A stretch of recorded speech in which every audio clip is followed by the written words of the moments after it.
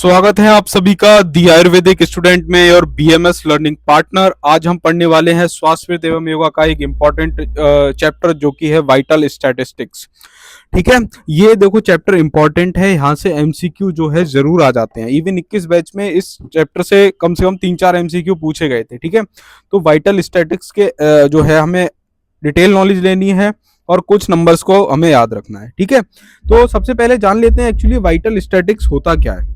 Vital statics का simple मतलब होता है कि जैसे हमारी लाइफ के जो कुछ इंपॉर्टेंट इवेंट्स होते हैं, ठीक है, कोई से भी हम इंपॉर्टेंट इवेंट्स मान लें, जैसे कि हमारी बर्थ कब हुआ, हमारा डेथ कब हुआ, हमारा मैरिज कब हुई, हमारी इलनेस का क्या स्टेटस है, इन सब का जब हम पर्टिकुलर न्यूमेरिकल रिकॉर्ड्स या उसका एनालिसिस करते हैं किसी भी पर्टिकुलर पॉपुलेशन में, तो वो क्या है, वो हमारा वाइटल स्टैटिक्स कहलाता है। समझ गए, सिंपल सा मतलब है। वाइटल स्टैटिक्स क्या है, हमारे लाइफ के कुछ इंपॉर्टेंट इवेंट्स होते हैं। क्या इंपॉर्टेंट इवेंट्स, जैसे कि कौन कौन से, बर्थ, डेथ, मैरिज, डिवोर्स हो गया, फीटल डेथ हो गया, इलनेस हो गई, इन सब का क्या है, एक न्यूमेरिकल रिकॉर्ड्स का रखना या न्यूमेरिकल रिकॉर्ड्स का एक पर्टिकुलर क्या है, पर्टिकुलर पॉपुलेशन के अंदर एनालिसिस करना क्या कहा जाता है, वाइटल स्टैटिस्टिक्स। ठीक है, अब हम इसकी डेफिनेशन देख लेते हैं। मैंने आपको हिंदी में थोड़ा समझा दिया, एक ओवरव्यू दे दिया। ठीक है, वाइटल स्टैटिस्टिक्स क्या है, आर द सिस्टमैटिक कलेक्शन, क्या है, एक तरह का सिस्टमैटिक कलेक्शन है, एनालिसिस है और इंटरप्रिटेशन ऑफ डाटा।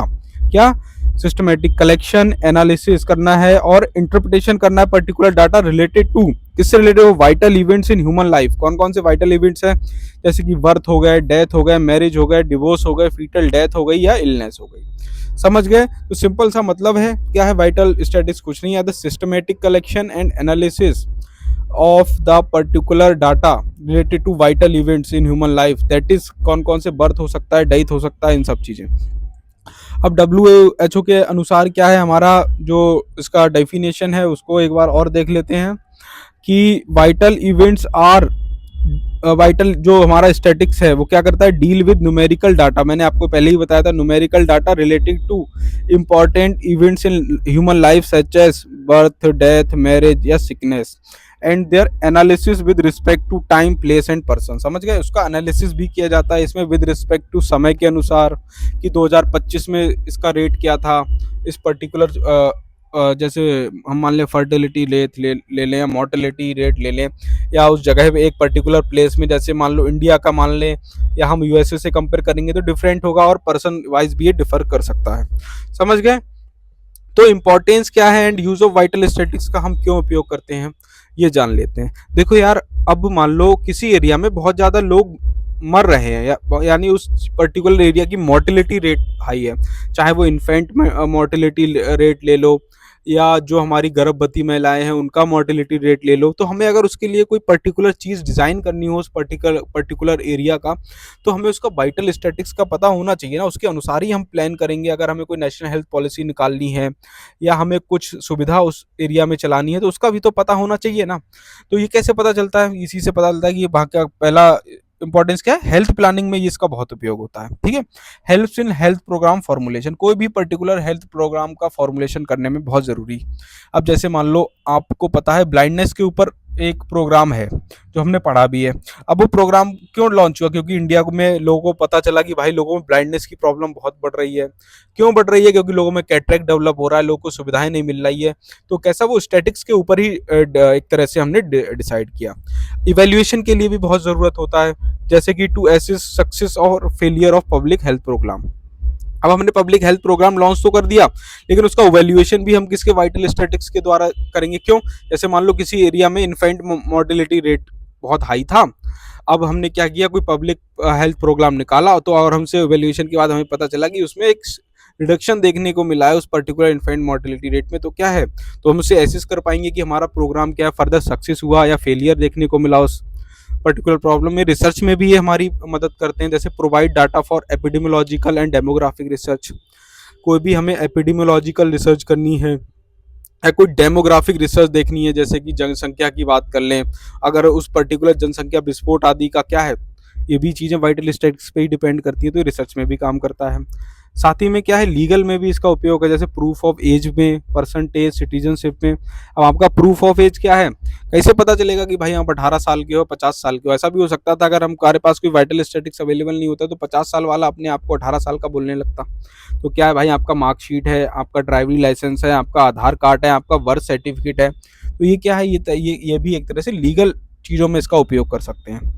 एडमिनिस्ट्रेटिव में भी इसका काम आता है, आपको भी पता है कि for allocation of health resource में इसका उपयोग होता है। जैसे आपको पता है अभी 5 लाख तक का सरकार के द्वारा आयुष्मान कार्ड के द्वारा क्या है, क्या हमने फिर जो है हेल्थ फ्री कर रखी है। तो ये एडमिनिस्ट्रेटिव, और क्या है, बहुत सी जगह कोई वैकेंसी निकल रही है, कुछ भी निकल रहा है, तो उसमें भी ये उपयोग होता है हमारा वाइटल स्टैटिक्स।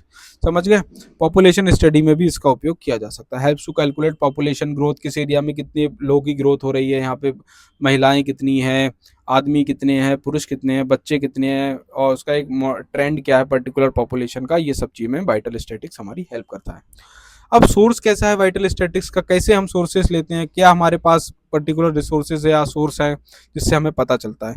सबसे पहला होता है भाई कि मेन सोर्सेस में आता है सबसे पहले सिविल रजिस्ट्रेशन सिस्टम होता है, जो क्या करता है भाई कि जो लीगल रिकॉर्ड रखता है किसका, बर्थ का, डेथ, जितने भी इंडिविजुअल, जैसे कोई बर्थ, किसी का बर्थ हुआ तो बर्थ का रिकॉर्ड कहाँ रखा जाएगा, सिविल रजिस्ट्रेशन में। हाँ, उसको रजिस्टर कर दिया जाएगा कि एक ये आदमी था, एक एक एक एक 2000 में पैदा हुआ, ठीक है।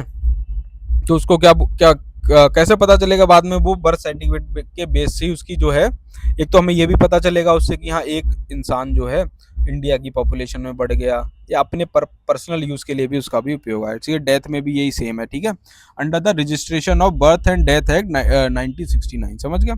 सेंसस में भी इसका उपयोग होता है। ठीक है, कंडक्टेड एवरी 10 ईयर, जैसे कि जनसंख्या जो जनगणना होती है उसमें भी वाइटल स्टैटिस्टिक्स का बहुत उपयोग होता है, समझ गए। उससे या हम उससे ही वाइटल स्टैटिस्टिक्स का अंदाजा लगाने का काम करते हैं। Gives demographic data. Sample registration system में क्या है, continuous demographic survey conducted by registrar general of India, समझ गए। ये एक तरह की कंटिन्यूअस डेमोग्राफिक सर्वे होती है, किसके द्वारा, by registrar general of India. Health records के लिए, हेल्थ के द्वारा भी हम जो हमारे सोर्स ऑफ वाइटल स्टैटिस्टिक्स है, जैसे फ्रॉम हॉस्पिटल, डिस्पेंसरीज और पीएचसी सर्वेज है, ये पर्टिकुलर सर्वेज होते हैं, समझ गए। और इंस्टीट्यूशनल रिकॉर्ड्स के द्वारा, जैसे birth and death registers in hospital, municipal corporation के द्वारा क्या है, ये सोर्स लेता है। उसके बाद हम क्या करते हैं, अपनी वाइटल स्टैटिस्टिक्स को कैलकुलेट करते हैं। सबसे पहला है हमारा फर्टिलिटी रेट। फर्टिलिटी रेट का सिंपल सा मतलब है कि कोई भी पॉपुलेशन एक्चुअल में उसका रिप्रोडक्टिव परफॉर्मेंस कैसा है उस पर्टिकुलर पॉपुलेशन का, जो कि उसको हम फर्टिलिटी रेफर करते हैं, समझ गए। सबसे, और फर्टिलिटी रेट जो है कई चीज़ों पे डिपेंड करता है, उसको हम आगे पढ़ने वाले हैं। फर्टिलिटी की डेफिनेशन पता चल गई। Fertility refers to the actual reproductive performance of population, यानी कि एक पर्टिकुलर पॉपुलेशन का एक्चुअल रिप्रोडक्टिव परफॉर्मेंस कैसा है उसको हम फर्टिलिटी कहते हैं। अब इंपॉर्टेंट फर्टिलिटी इंडिकेटर्स क्या है उनको भी देख लेते हैं। सबसे पहला है क्रूड बर्थ रेट। इसका मतलब होता है कि number of live birth in a year upon mid year population into 100, that is क्या है, नंबर ऑफ लाइव बर्थ, मतलब कितने लोग जो पैदा हो रहे हैं in a particular year. Live birth वो जिंदा होने चाहिए, वो नहीं जो भाई हुए तो मर गए, समझ गए। और अपॉन मिड ईयर पॉपुलेशन, समझ गए। इससे क्या पता चलेगा, ओवरऑल जो हमारी फर्टिलिटी है उसके बारे में हम एक अंदाजा लगाते हैं। अब जैसे ये लाइव बच्चा पैदा हुआ, अब हो सकता है वो मर जाएगा तो अलग बात है, लेकिन उससे हमें क्या एक तरह से पता चलेगा कि हाँ इतने लोग फर्टाइल हैं या बच्चा उत्पन्न कर सकते हैं। अब मरने के बाद हो सकता है बच्चा एक दिन का हुआ, अब दूसरे दिन हो सकता है मर गया हो, तो लाइव बर्थ हम उसको बोलते हैं। जो बच्चा है अपने पर्टिकुलर जो रिफ्लेक्स जो क्या बोलते हैं कि उसमें हो सकता है ब्रीथ देखने को मिली हो कुछ टाइम तक, इस तरह से वो लाइव बर्थ कहा जाता है, समझ गए। तो इसका पर्टिकुलर क्रूड बर्थ के रेट के द्वारा हमें क्या पता चलता है, ओवरऑल फर्टिलिटी रेट के बाद। अब जनरल फर्टिलिटी रेट का फॉर्मूला क्या है, जिसको हम जीएफआर बोलते हैं, live birth upon mid year population of women से हम ये क्या करेंगे, that is mid year population, मतलब जो अपने फर्टाइल एज के अंदर है, इनटू 1000 से क्या पता चलेगा, फर्टिलिटी ऑफ रिप्रोडक्टिव एज और एज वुमेन, समझ गया। एज स्पेसिफिक फर्टिलिटी रेट, ये क्या, birth to women in age group upon mid year female population of same age group in 2000 से क्या पता चलेगा, एक तरह से एज पैटर्न पता चलेगा कि किस एज में सबसे ज्यादा फर्टिलिटी देखने को मिल रही है। अब टोटल फर्टिलिटी रेट की बात कर लेते हैं। Sum of ASFR that is age specific fertility into 5/1000 से क्या निकलता है, टोटल फर्टिलिटी रेट निकलता है, that is average number of children born पर वुमन, यानी कि एक वुमन के द्वारा कितने बच्चे पैदा किए गए, इससे क्या टोटल फर्टिलिटी रेट पता चलता है। ग्रॉस रिप्रोडक्टिव रेट कैसे पता चलेगा, नंबर ऑफ फीमेल बर्थ्स पर वुमन। ग्रॉस रिप्रोडक्शन रेट का मतलब है कि कितने जो वुमन है उसने फीमेल बर्थ को पैदा किया, इसे फीमेल चाइल्ड का रिप्लेसमेंट रेट पता चलता है। नेट रिप्रोडक्शन रेट हमारा पता चलता है number of daughter surviving to reproductive age per woman, समझते कितनी डॉटर सर्वाइव कर रही हैं उसके रिप्रोडक्टिव एज पर वुमन के अनुसार, that is population replacement indicator का ये काम करता है। ठीक है, देखो यार हम इसको डिटेल में भी पढ़ सकते हैं, जैसे एक जनरल फर्टिलिटी रेट है, इसको कैसे निकालना है या क्या चीजें हैं ना, उसको हमें अभी जानने की जरूरत नहीं है इस लेवल पे। जब हम आप कोई फर्दर कोर्स करें पब्लिक हेल्थ पे या एमडी करेंगे स्वास्थ्य में, तो वहां पे ये चीजें काम आएंगी। आप एक जनरल आइडिया रख लो कि क्रूड बर्थ का रेट का मेन काम क्या है, कि वो ओवरऑल फर्टिलिटी रेट पता करने के काम आता है। जनरल फर्टिलिटी रेट का फॉर्मूला पता कर लो और उससे क्या पता चलता है कि fertility of reproductive as of women की क्या है, तो है ना, ये चीजें हैं। और आइडियल नेट रिप्रोडक्टिव रेट हमारा 1 होता है, that is means replacement level fertility. अब देखो रिप्रोडक्टिव का तो पता चल गया कि कितने पर्टिकुलर लोग हैं जो वो फर्टाइल हैं पर्टिकुलर पॉपुलेशन में, एक्चुअल फर्टिलिटी फर्टाइल है उसके बारे में। अब मॉर्बिडिटी स्टैटिक्स क्या बताती है, मॉर्बिडिटी स्टैटिक्स बताती है कि भाई कितने लोग उस पर्टिकुलर एरिया में बीमार पड़ रहे हैं, चाहे वो फिजिकली हो या साइकोलॉजिकल हो। ठीक है, अब बीमार पड़ने की वजह से हो सकता है उनका डिपार्चर हो जाए फ्रॉम द पर्टिकुलर स्टेट, समझ गए, तो ये मॉर्बिडिटी है। मॉर्बिडिटी का देखो सिंपल मतलब होता है कि कितने लोग बीमार हो रहे हैं उस पर्टिकुलर एरिया में। मॉर्बिडिटी से समझो कि मतलब उस पर्टिकुलर एरिया में कितने लोग वेलबींग में नहीं है, यानी कि बीमार पड़ रहे हैं, उसको हम बोलते हैं that is any departure from a state of physical और साइकोलॉजिकल वेलबींग। अगर कोई भी डिपार्चर हो जाता है कहाँ से, from a state of a physical and psychological wellbeing, तो क्या है, मॉर्बिडिटी है। टाइप्स क्या है, इसमें आता है इंसिडेंस रेट। इंसिडेंस का रेट है new cases during a paper upon population at risk upon 1000। तब इससे क्या हमें इंसिडेंस रेट पता चलेगा। अब new cases during a period मतलब अब मान लो 1000 लोग रिस्क पे हों, लेकिन उनमें से कुछ नए केस निकल के आ रहे होंगे। ठीक है, हो सकता है जो 1000 लोग हो उसमें से रिस्क पे तो 1000 लोग हैं, उन्हें बीमार हो सकते हैं, लेकिन उसमें से 10 लोग उस पर्टिकुलर पीरियड में बीमार हुए हों, तो ये इंसिडेंस रेट है। ये क्या इंडिकेट करता है, indicate risk of developing disease.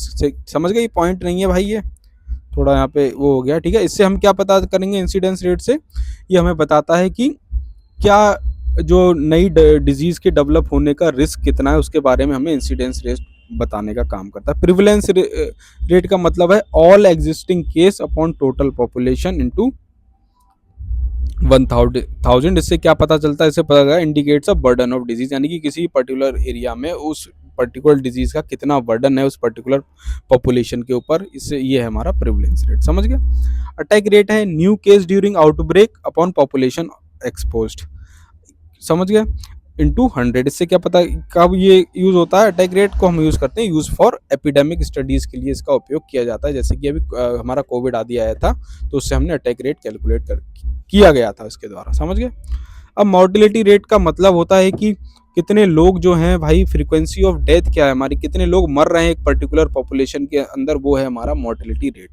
अब मॉर्टिलिटी रेट भी कई फैक्टर्स पे डिपेंड करता है कि जनरल मॉर्टिलिटी क्या है, बच्चों की क्या है, न्यू नेटल मॉर्टिलिटी क्या है, इन सब चीज़ों की बारे में हम जानेंगे। समझ मॉर्टिलिटी का, समझ गए, मॉर्टिलिटी मतलब मृत्यु दर, यानी कि mortality equal to frequency of death in a population. एक पॉपुलेशन में मृत्यु की फ्रीक्वेंसी कितनी है उसके, वो क्या है, मॉर्टिलिटी है।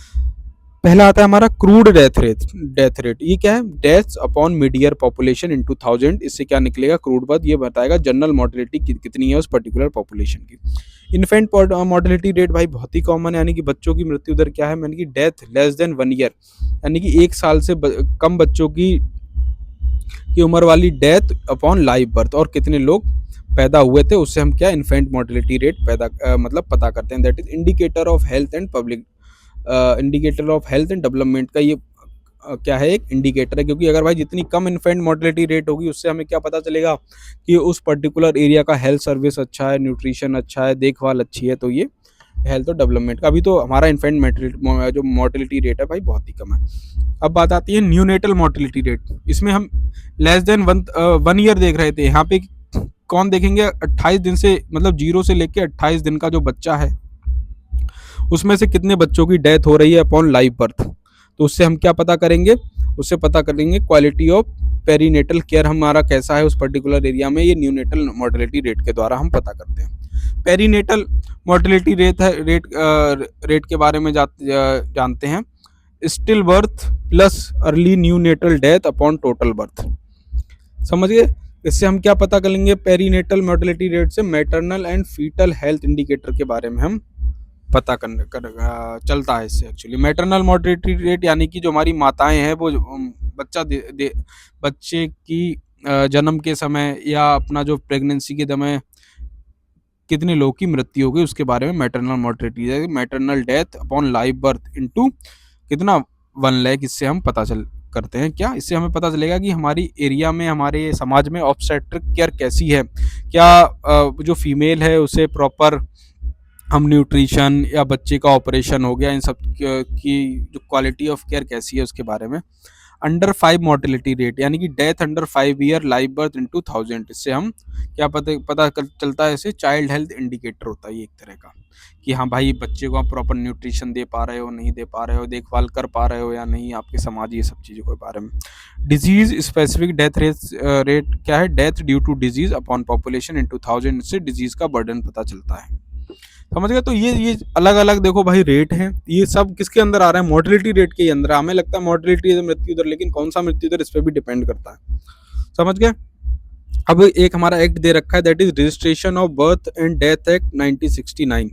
इसका पर्पस क्या होता है, इसका पर्पस यही है कि एक इंडिया में यूनिफॉर्म लॉ बनाए अक्रॉस द इंडिया, किसके लिए, for registration of birth and death and to collect accurate vital data. समझ गए। इसके साइलेंट फीचर की बात करें, ये कब आया था, 1969 में आया था। इनेक्टेड हुआ था, फोर्स कम इनटू फोर्स कब आया था, 1 अप्रैल 1970 में।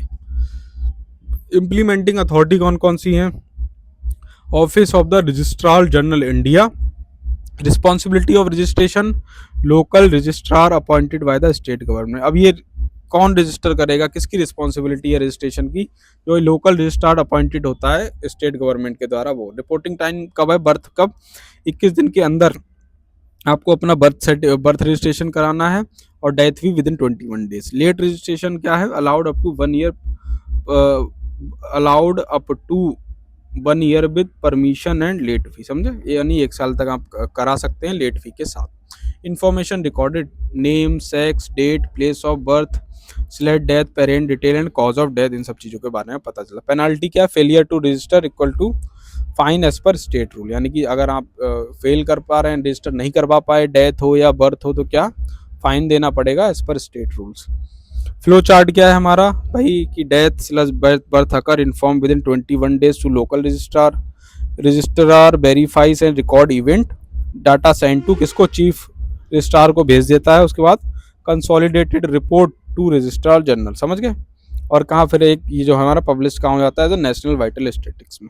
अब बहुत ही इंपॉर्टेंट टॉपिक है, current vital statistics of India क्या है, इसके बारे में भी हम जानेंगे। क्रूड बर्थ रेट हमारा कितना है, 17 पर कितना 1000 पॉपुलेशन, कितना है 17 पर 1000 पॉपुलेशन। ये क्या है, डिक्लाइनिंग ट्रेंड बता रहा है। कब था, वॉज इन 2016 में। क्रूड डेथ रेट कितना है, 6 पर 1000 पॉपुलेशन। नेचुरल ग्रोथ रेट कितना हो रहा है हमारा, 1.1%। Population growth slowing down. Total fertility rate कितना है, 1.9 चिल्ड्रन पर वूमन। समझ गए, यानी कि हर वूमन लगभग 2 बच्चे तक पैदा कर रही है हमारे इंडिया में। Below replacement level that is 2.1। Infant mortality rate कितना है हमारा, 26 पर 1000 लाइव बर्थ। समझ गए। इन्फेंट यानी 1 साल से कम बच्चों की कितनी मृत्यु हो रही है इंडिया में। अगर 1000 बच्चा पैदा हो रहा है तो उसमें से 26 बच्चों की मृत्यु हो जा रही है अभी भी। इम्प्रूव्ड फ्रॉम कहाँ, 30 तक कब था, 2019 में 30 था, लेकिन अभी 26 रह गया, यानी कि और वृद्धि देखने को मिली है। न्यूनेटल मोर्टेलिटी रेट 18 है पर 1000। ठीक है। अंडर 5 मोर्टेलिटी रेट हमारा कितना है, यानी कि 5 साल तक के बच्चों की कितनी डेथ हो जा रही है, 32 अभी भी हो जा रही है पर लाइव बर्थ, यानी कि 1000 अगर पैदा हुए तो उसमें से 32 लोग 5 साल से कम उम्र में डेथ हो जा रही है। ग्लोबल एसजीटी टारगेट है लेस देन कितना 25। मैटरनल मोर्टेलिटी रेशियो कितना है हमारा 97 पर 1 लाख, यानी कि अगर 1 लाख जो फीमेल्स हैं वो क्या करती हैं, बच्चे को जन्म देती हैं, तो उस दौरान लगभग 97 फीमेल्स की अभी भी डेथ हो जाती है।